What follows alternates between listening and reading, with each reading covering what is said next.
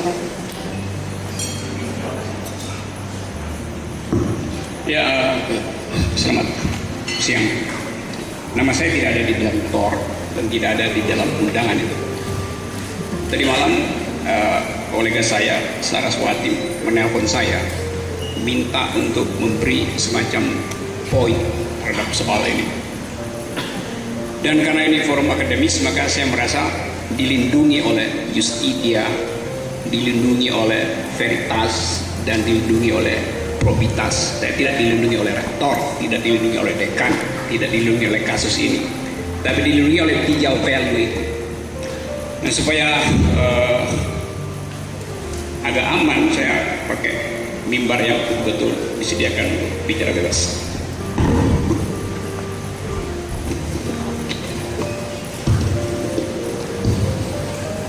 Oke, judul dari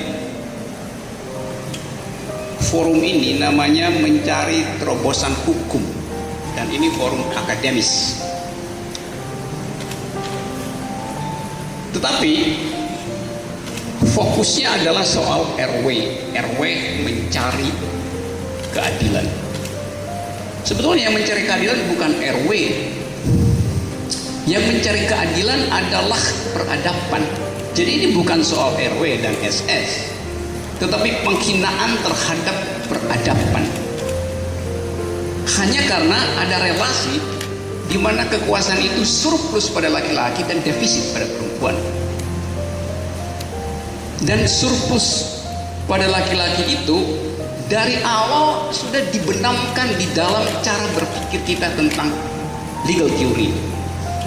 Kalau Anda baca sejarah dibuatnya hukum itu pertama-tama dibuat untuk melindungi konflik antar laki-laki. Hukum pertama dibuat adalah untuk melindungi perselisihan bila dua laki-laki berdagang. Jadi intellectual origins dari hukum adalah untuk melindungi perselisihan di antara dua laki-laki. Dari situ muncul teori person in law, subjek hukum. Jadi subjek hukum itu selalu adalah laki-laki. Itu yang menyebabkan kalau ada kekerasan di wilayah privat tidak akan dianggap sebagai delik, karena subjek hukumnya perempuan. Jadi Anda lihat dari awal bahwa hukum dibuat untuk melindungi jenis perbuatan yang dikenali oleh delik, yaitu perbuatan antar laki-laki. Belakangan kemudian peradaban bertumbuh. Lalu kita dapat hadiah KDRT. KDRT itu bukan akibat dari kekerasan berpikir universitas, tapi akibat dari presiden-presiden di dalam pengadilan yang menyebabkan orang sadar bahwa bila hukum itu subjeknya hanya laki-laki, maka beratus ribu kekerasan tidak mungkin dilindungi.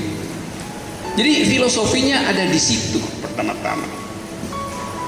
Wilayah privat tidak dikenal oleh hukum, maka logis kalau dia tidak diprotek oleh hukum.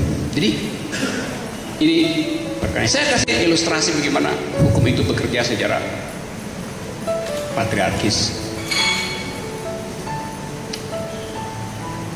Di perpustakaan Athena, kota Athena, pinggir laut, dalam mitologi kita tahu ada seorang perempuan namanya Medusa,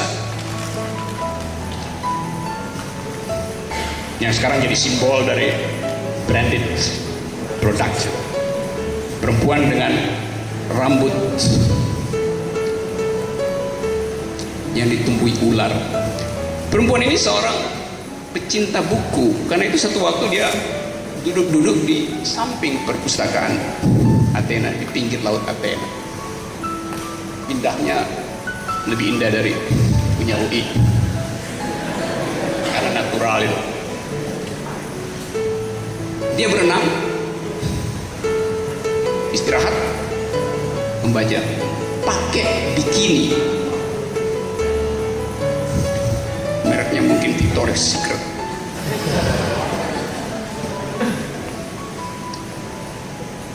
Setengah jam dia berenang, dia berhenti terus dia membaca. Tiba-tiba dari arah laut ada gelombang besar, lalu muncullah makhluk laki-laki berotot sempurna, six pack, dan dia tertarik dengan siluet karena udah agak senja dari sesosok perempuan, dan naluri dia mengatakan bahwa perempuan itu sendirian pakai bikini di pinggir laut artinya minta disetubuhi. Maka kita tahu di dalam cerita Poseidon namanya, sang dewa laut atau Neptunus, memperkosa Medusa. Medusa protes karena dia nggak kenal. Poseidon bilang, saya tahu Anda sedang membaca puisi yang berisi romance, dan Anda pasti terangsang karena baca puisi itu. Pinggir laut, menjelang senja, suasana romantis. Medusa diperkosa, Medusa lapor pada penyidik Athena. Penyidik itu pangkatnya apa? Pak B50, AKBP. Kita beri namanya AKBP XYZ. Penyidik AKBP XYZ ini ternyata adalah juga wali kota Athena, namanya Paris Athena, seorang perempuan. Lalu kata Paris Athena, tidak mungkin Anda diperkosa oleh Poseidon, pasti Anda flirting Poseidon, Anda pasti sejus Poseidon. Tidak ada saksi. Maka jatuhlah hukuman pada Medusa bahwa Anda telah melanggar KUHP Athena, yaitu menampilkan emosi, gestur tubuh yang mengundang perkosaan. Hukumannya mengerikan. Medusa yang wajahnya, saya nggak bisa gambarin wajah Medusa, pokoknya kalau dia ikut Miss World, seluruh peserta nggak mau tampil karena kalah cantik. Seorang perempuan pintar, saya nggak mau bayangkan kepintaran dari Medusa. Yang saya tahu, kalau jumlah IQ di DPR ditukar tambah dengan IQ Medusa, masih ada kembalian ke Medusa. Saya nggak mau cerita kemerduan suaranya, tapi yang saya tahu kalau dia ikut Indonesian Idol, yang lain suaranya langsung jadi kayak kaleng gitu. Jadi Anda bayangkan seorang yang pintar dengan kecerdasan, penampilan yang luar biasa, diperkosa dan dinyatakan bersalah, lalu justru dihukum. Dan kita tahu hukuman pada Medusa adalah mengerikan. Rambutnya yang tadinya ikal dikutuk berubah jadi rambut ular. Jadi dia disiksa karena telah menggoda seorang laki-laki. Dari kepalanya tumbuh ular, dan bukan cuma itu, matanya yang sayu, yang dianggap sebagai jendela kemaksiatan, dikutuk oleh Paris Athena menjadi sumur api. Jadi kalau Medusa melihat laki-laki itu dalam 0,3 detik berubah jadi arang. Oleh karena itu seluruh pria Athena ketakutan, menghindar dari tatapan mata Medusa. Jadi panik besar di Athena. Problem lagi, seluruh kota ketakutan. Kalau Medusa nyari kopi di Starbucks, seluruh UI melarikan diri, yang laki-laki, karena takut begitu kena sorot Medusa, laki-laki itu pasti berubah jadi yang arang. Maka Medusa dijadikan target operasi intelijen. Dia harus dilenyapkan sebab dia adalah the roots of all evil. Medusa adalah monster kota Athena. Dicari cara untuk melenyapkan Medusa, tapi tak seorang laki-laki pun yang berani disewa oleh kepolisian Athena untuk membunuh Medusa. Bagaimana caranya? Kalau dilirik aja udah berubah jadi arang. Dicari akal, diingatlah bahwa ada seorang pahlawan di Athena namanya Perseus, semacam komandan Kopassus Athena.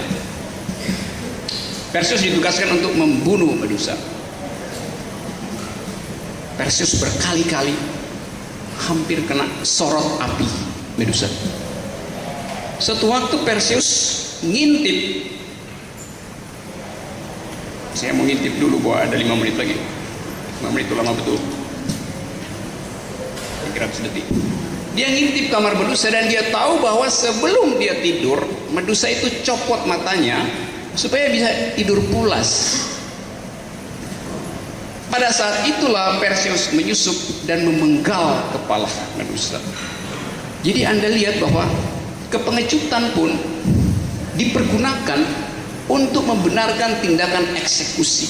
Kalau dia betul-betul jantan, dalam pengertian kita sekarang, dia hadapi Medusa. Tetapi dia pengecut, dia tunggu Medusa copot matanya, baru dia sembuh. Dalam cerita itu kita tahu dari genangan darah Medusa perlahan-lahan muncul sesosok makhluk yang kemudian makin lama makin jelas. Makhluk itu berupa kuda kecil yang ada sayapnya. Kita tahu kuda itu sekarang kita sebut sebagai Pegasus. Pegasus adalah dewa kebudayaan, dewa sastra. Dari genangan darah Medusa ada wangi peradaban. Saya mau terangkan ini untuk memperlihatkan bahwa seluruh pengertian kita tentang hukum sebetulnya dari awal dilecehkan oleh cara berpikir patriarkis sampai hari ini.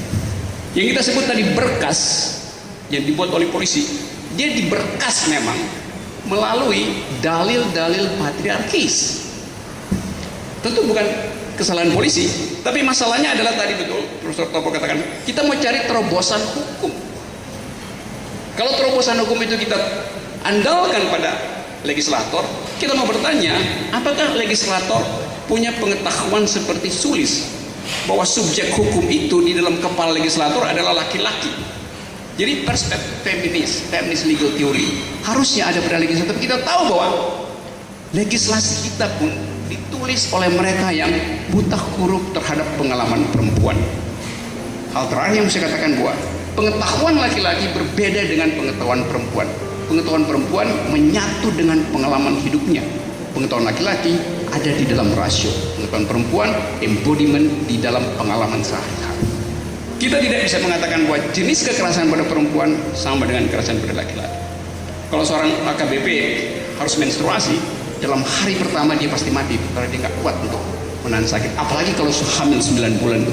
Jadi perspektif ini yang sebetulnya di seluruh dunia sedang diupayakan untuk jadi dalil baru dalam upaya mencapai hukum yang adil. Saya berharap pertemuan semacam ini bisa mengingat kita bahwa ada Pegasus, ada rumus kebudayaan baru yang mesti kita ucapkan, yaitu feminist legal theory. Terima kasih. Terima kasih Pak Rocky Gerung. Dan sesuatu yang sangat menarik ketika mengkorelasikan sesuatu yang jadi mitos, bahkan itu sejak masa antik zaman Yunani kuno hingga saat ini, proses berpikir patriarkis itu terkadang menjebak ya, terkadang perlu ditafsir ulang lagi bahwa ada pihak-pihak yang sebetulnya dikorbankan kadang-kadang di dalam proses penafsiran ini. Terima kasih Pak Rocky.